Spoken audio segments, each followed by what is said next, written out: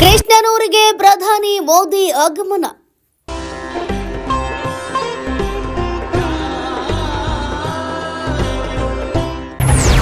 ಕೃಷ್ಣ ಮಠದ ಬೃಹತ್ ಗೀತೋತ್ಸವದಲ್ಲಿ ಇಂದು ಮೋದಿ ಭಾಗಿ.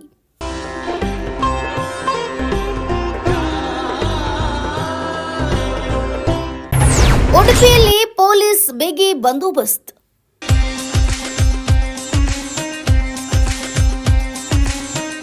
ಅಯೋಧ್ಯೆ ರಾಮ ಮಂದಿರದಲ್ಲಿ ಕೇವಲ 2 ದಿನಗಳ ಹಿಂದೆ ಧರ್ಮಧ್ವಜ ಸ್ಥಾಪಿಸಿದ ಪ್ರಧಾನಿ ನರೇಂದ್ರ ಮೋದಿ ಇಂದು ಕರ್ನಾಟಕದ ಪುಣ್ಯಕ್ಷೇತ್ರ ಉಡುಪಿಗೆ ಆಗಮಿಸುತ್ತಿದ್ದಾರೆ. ಶ್ರೀಕೃಷ್ಣ ಮಠದಲ್ಲಿ ನಡೆಯುತ್ತಿರುವ ವಿಶ್ವ ಪರ್ಯಾಯ ಮಹೋತ್ಸವದ ಭಾಗವಾಗಿ ಆಯೋಜಿಸಲಾಗಿರುವ ಐತಿಹಾಸಿಕ ಲಕ್ಷಕಂಠ ಭಗವದ್ಗೀತಾ ಪಾರಾಯಣ ಕಾರ್ಯಕ್ರಮಕ್ಕೆ ಪ್ರಧಾನಿ ಸಾಕ್ಷಿಯಾಗಲಿದ್ದಾರೆ. 1 ಲಕ್ಷಕ್ಕೂ ಹೆಚ್ಚು ಭಕ್ತರು ಒಟ್ಟಾಗಿ ಭಗವದ್ಗೀತೆ ಪಠಿಸುವ ಈ ಅಪೂರ್ವ ಕಾರ್ಯಕ್ರಮ ವಿಶ್ವ ದರ್ಜೆಯ ಆಧ್ಯಾತ್ಮಿಕ ಸಮ್ಮಿಲನವಾಗಿ ಗುರುತಿಸಿಕೊಳ್ತಿದೆ. ಪ್ರಧಾನಿ ಮೋದಿ ಅವರು ಸ್ವತಃ ಭಗವದ್ಗೀತೆಯ 15ನೇ ಅಧ್ಯಾಯದ ಕೊನೆಯ 10 ಶ್ಲೋಕಗಳನ್ನು ಪಠಿಸಲಿದ್ದಾರೆ ಎಂದು ಆಯೋಜಕರು ತಿಳಿಸಿದ್ದಾರೆ. ಈ ಅಧ್ಯಾಯ ಗೀತೆಯಲ್ಲಿ ಅತ್ಯಂತ ಮಹತ್ವಪೂರ್ಣವೆಂದು ಪರಿಗಣಿತವಾಗಿದೆ.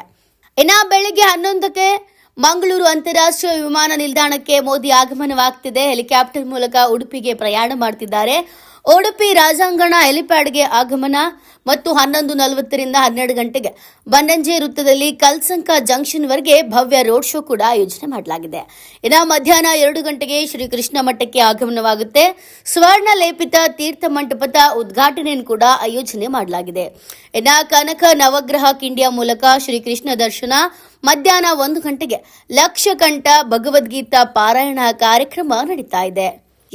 ಪೇಜಾವರ ಶ್ರೀಗಳಾದ ಶ್ರೀ ವಿಶ್ವಪ್ರಸನ್ನ ತೀರ್ಥ ಸ್ವಾಮೀಜಿಯವರ ಸನ್ಯಾಸ ದೀಕ್ಷೆಯ ಸುವರ್ಣ ಮಹೋತ್ಸವದ ಸ್ಮರಣಾರ್ಥ 2 ಕೋಟಿ ವೆಚ್ಚದಲ್ಲಿ ನಿರ್ಮಿಸಲಾಗಿರುವ ಸ್ವರ್ಣ ಲೇಪಿತ ತೀರ್ಥ ಮಂಟಪವನ್ನು ಪ್ರಧಾನಿ ಮೋದಿ ಅವರು ಇಂದು ಉಡುಪಿಯ ಶ್ರೀಕೃಷ್ಣ ಮಠದಲ್ಲಿ ಉದ್ಘಾಟನೆಯನ್ನ ಮಾಡಲಿದ್ದಾರೆ. ಇದು ಉಡುಪಿಯ ಇತಿಹಾಸದಲ್ಲಿ ಮತ್ತೊಂದು ಐತಿಹಾಸಿಕ ಘಟನೆಯಾಗಿ ದಾಖಲೆಯಾಗಲಿದೆ. Bureau report, News pulse.